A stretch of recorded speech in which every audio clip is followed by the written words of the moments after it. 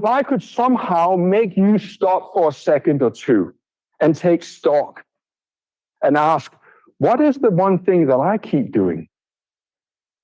And how can I go about changing that? Because as the saying goes, nothing ever goes away until it teaches us what we need to know. So picture, if you will, you're a lioness. And it's early morning in the savannah, and you have a rumbling tummy. Maybe you got a few cubs biting at your tail saying, Mama, feed me.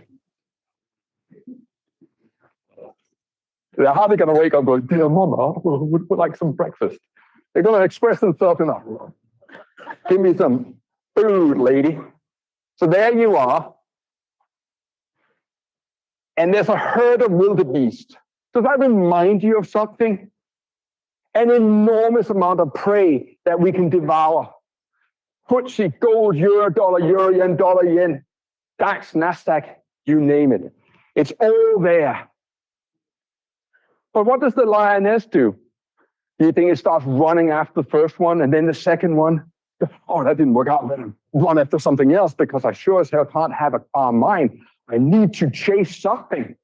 No, and you know it doesn't.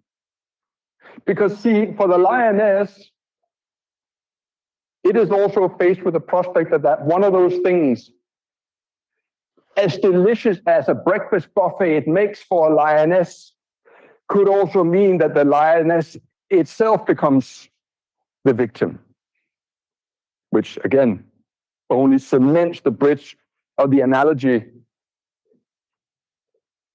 of what it is you and I are trying to do in trading. We might be dead certain that the DAX is going to go up today, but it could go down. It could fall, and taking our account with it. Does that remind you of something? Of the impulses that meets us in the morning when we turn on our trading account? Hundreds and hundreds of products flashing, enticing us like a siren call. Trade me, come to me. Don't do Bitcoin today, do the DAX. Luring lamps, news flashing down on the side.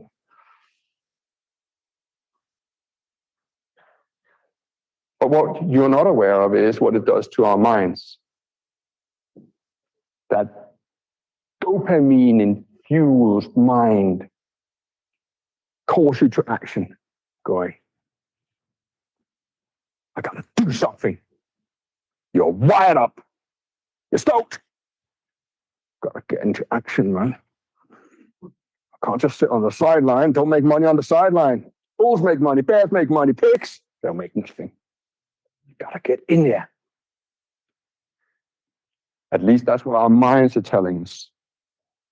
You can't just sit patiently and wait. Which is exactly the wrong thing to do. Because what happens up in our minds is that we're going to get a dopamine spike, a epinephrine spike, adrenaline. The problem with these hormones is that that's not an infinite supply. Yes, our mind produces it all the time, but it's not a never-ending supply. See, once you've had a dopamine spike, your mind has to calm down again. You're like an addict. Dopamine spikes. Dopamine goes back down again.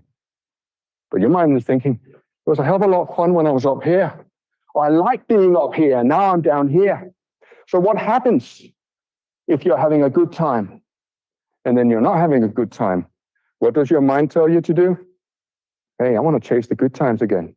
So now you're chasing the market. You're chasing something, anything, just to relive that euphoria, that spike of dopamine that you had before.